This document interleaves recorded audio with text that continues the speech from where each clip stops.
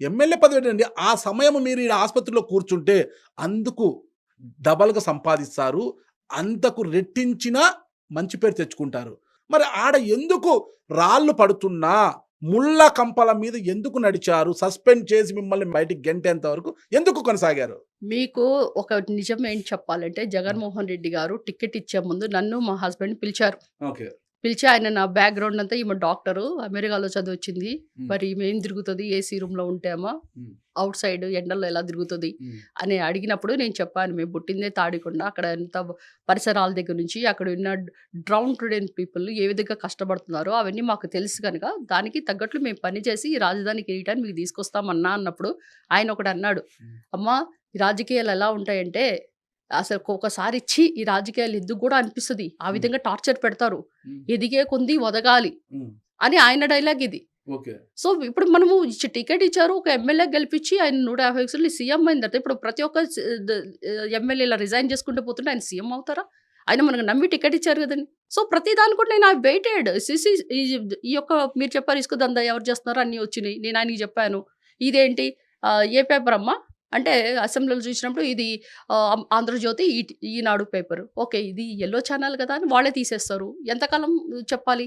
తర్వాత పేకాటని తెచ్చారు. పేకాట ఎవరు నడిపారు? అది పొన్నూరులో జరిగింది ఈ విషయం. అది నా కాన్స్టిట్యున్సీ కాదు. తర్వాత హ్మ్. వాళ్ళన్నీ తెలుసుకొని పొన్నూరు కాదు మనకి కాజా టోల్‌గేట్ దగ్గర ఒక అదేనండి. అది దట్ కమ్స్ విల్లా అన్ పేరు ఎందుకు చెప్పాలి బావుండదు. అదంతా పొన్నూరు పిఎల్. జ్యుడిషియల్‌లో ఆ! ఉంటుంది. ఆ! So, that's not belongs to me. So, హ్మ్. దట్స్ వై శ్రీదేవి మీద వేటు పడలేదు. శ్రీదేవి లేదని అది వాళ్ళు తేల్చేశారు హ్మ్. ఇంటెలిజెన్స్ వాళ్ళు. హ్మ్. సో, నేను ఈ ఇసుక దందాల దగ్గర నుంచి, పేకాట దగ్గర నుంచి ప్రతి ఒక్కడు కూడా దే హావ్ ప్రూవ్డ్ దట్ హ్మ్. Sridevi is not corrupt. They have seen. ఇప్పుడు మీకు తెలియని విషయం ఏంటంటే, కరోనాలో ద వెంటిలేటర్ మీద ఉన్నాను.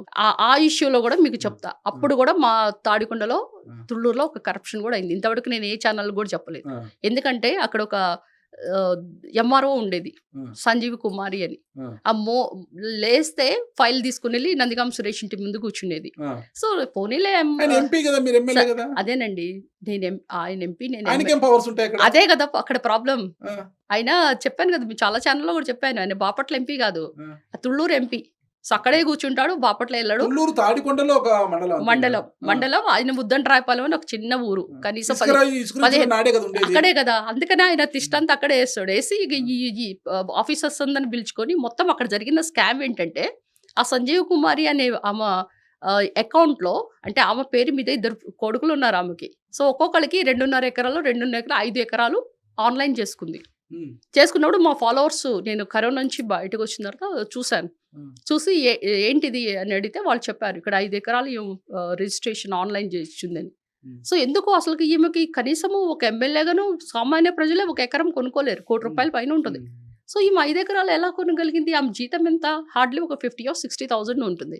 సో, 5 ఎకరాలు ఎలా కొనగలిగిందని నేను దాని గురించి ఎంక్వైరీ చేస్తే అక్కడ తుళ్ళూరులో అంటే కొన్ని లంకలుంటాయి.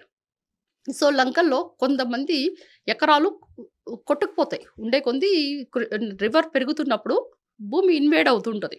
ఓకే. ఓకే. ఇసుక మేటలు పేరుకుపోతాయన్నమాట. కొట్టుకుపోతుంటే నాకు భయమైంది. ఎక్కడ భూమి కదా! అది ఎక్కడ యాహ్! కొట్టుకుపోతుంది యాహ్! అనేసి. ఇప్పుడు మీకు ల్యాండ్ ఉంటుంది. ఆ! ఉంటున్నప్పుడు ఎక్స్‌టెండ్ అవుతుంటుంది హ్మ్. రివర్. ఆ! సో, ఆ భూమి రివర్‌లో ఓహ్! కలిసిపోతది. నీటిలో కలిసిపోతుంటది. నీటిలో కలిసిపోతది. That ah! Is invading. Okay. Invading into ah! The river. Ah! కొట్టుకుపోయినప్పుడు ఆ 11,000 ఎకరాల్లో ఒక 100 ఎకరాలు వాళ్ళేం చేశారు? అక్కడ భూమి లేదు. కృష్ణా రివర్‌లోకెళ్ళిపోయింది. కానీ దాని మీద వాళ్ళు కమర్షియల్ ప్లాట్స్, రెసిడెన్షియల్ ప్లాట్స్ హ్మ్. ఇవన్నీ తీసుకోవాలని ట్రై చేసి, దానికి చేసినందుకు గాను ఈమెకి ఒక 5 ఎకరాలు గిఫ్ట్ ఇచ్చారు. ఆ! అంటే ఏంటి? లేని భూమికి పట్టాలు పుట్టించటం. ఓకే. అంటే ఇది ఎంతవరకు correct? Is it legal are తప్పది. ఇల్లీగల్? తప్పు. దాని వెనక ఎవరున్నారు? నాకు మీరే చెప్పాలి. ఆ! నాకు తెలీదు. అదే. ఇక్కడ నడుస్తుందది. శ్రీదేవి అంటే ఎందుకు ఇష్టం లేదంటే, శ్రీదేవి అన్యాయాన్ని ఎదుర్కొంటది. సొంత పార్టీలోనే ఇసుకని ప్రోత్సహించలేదు. సొంత పార్టీ వాళ్ళ లీడర్సే దీని వెనక ఒక సజ్జలా ఉన్నాడు, ఒక నందిగాం సురేష్. అక్కడ ఒక స్కామ్ నడుస్తుంది. ఆ! 100 ఎకరాలకి వాళ్ళు ఏం చేస్తున్నారు? అసైన్డ్ ల్యాండ్స్ ఏవైతే కొట్టుకుపోయినాయో, హ్మ్. ఆటికి కమర్షియల్ ప్లాట్స్, రెసిడెన్షియల్ ప్లాట్స్ పుట్టిస్తున్నారు. హ్మ్. లేని భూమికి. అది ఎవరి చేతిలో ఉంటుంది? వీమ పోయి అది డాక్యుమెంటేషన్ చేసుకొని ఆన్‌లైన్ చేసి కలెక్టర్ గారికివ్వాలి. కలెక్టర్ గారు దీన్ని ఓకే చేయాలి.